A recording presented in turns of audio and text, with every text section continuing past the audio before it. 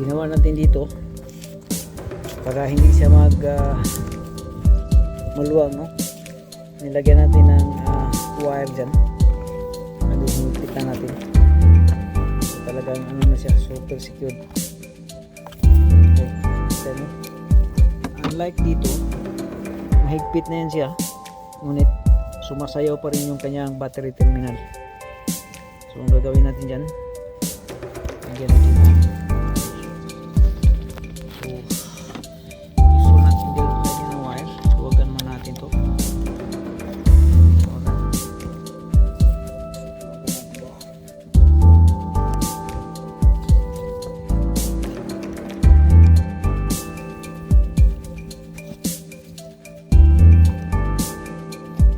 So to make your battery terminal higit solid, at saka ito yung kanyang flathead dapat nakalabas ito, so dito natin ilagay sa kabila ito. Mali ito paglagay na ito, dapat naka-display, kasi kung nakaganyan na siya, mahirap na po dito magkaroon ng axis, so dapat ganun siya, nakalabas. And then saka natin kabitan, yan, naka-open po siya. And then lagyan natin this. Okay, so ganyan.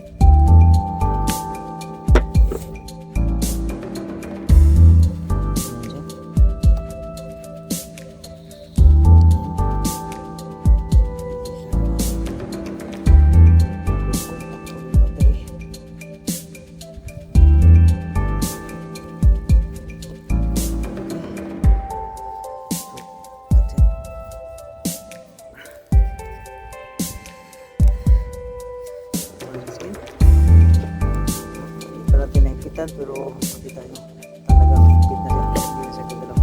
And then yung banata na higpitan.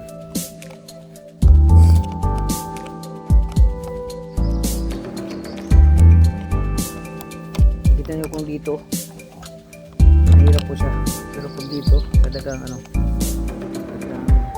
siya, simple lang siya pagka nakalabas yung nut.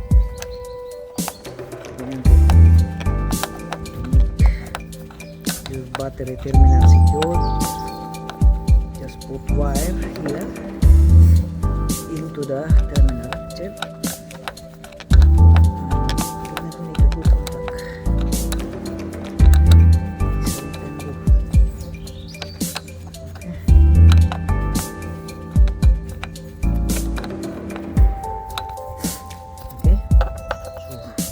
That is solid.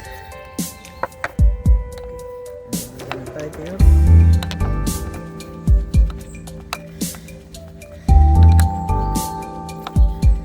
That's it. Wire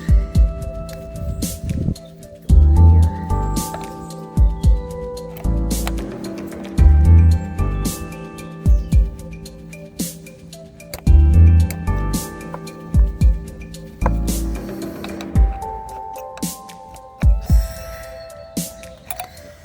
That's how you do. Your battery terminal is loose, and then you're planning to buy new battery connector or battery terminal. No need. You just do this kind of trick, and here, so here, that is good contact. Okay.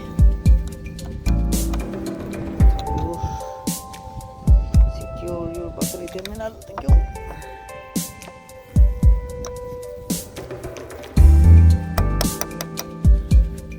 Sit.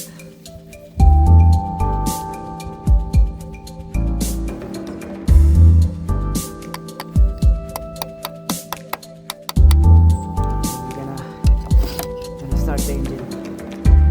We will see the charging.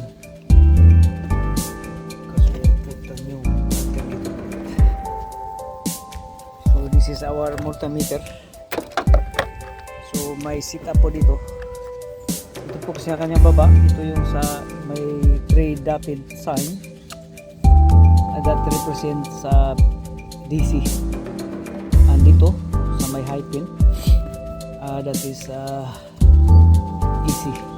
Like sa mga bahay, no? Mga kuryente sa bahay, mga 220 volts sa bahay, mga ganun. Sa bahay, mga kuryente. And dito is battery ito. So ilalagay po natin dito. Sa DC po tayo. Yan. Yan nakalagay DC. So a good battery is like 12.5 above. Should be 12.5 volts above. So that is the good sign that we have the good battery.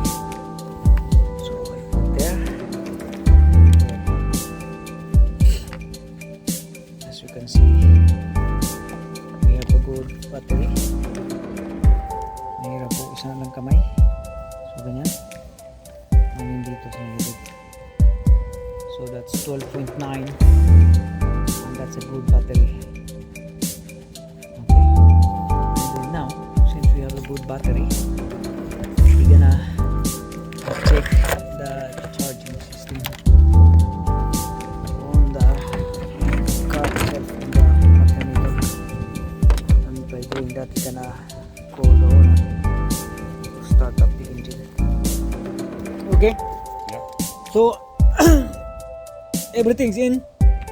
I do not see the bar that you said. Okay, I must have now. So I put this one Okay, good man. and then it's very strong now, see that? It doesn't move.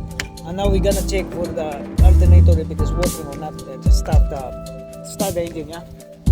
And we will see the charging. Yeah. So we're gonna confirm if the charging of the alternator is working. So we're gonna put the negative here.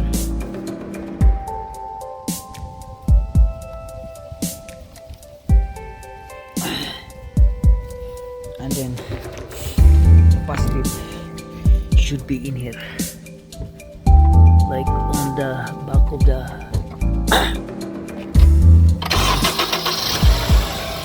so confirm the charging.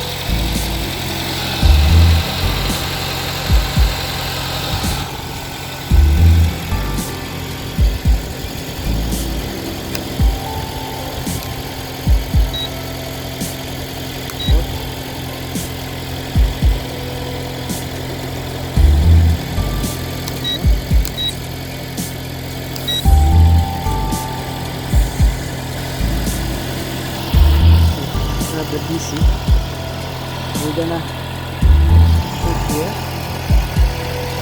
and here. You see, so the alternator is charging good, as you can see.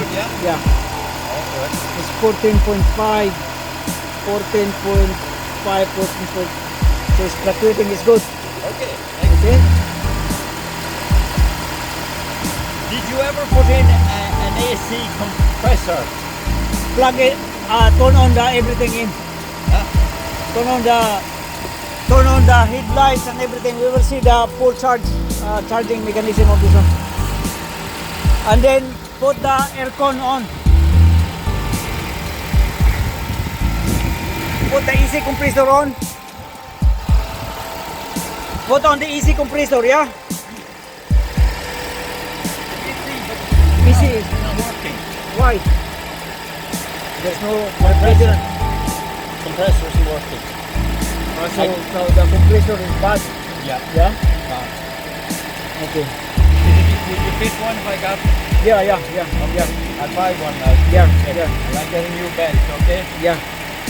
I Okay, have but full lights on now. yeah. Okay? It's good now, okay? Okay, stop it. Yeah.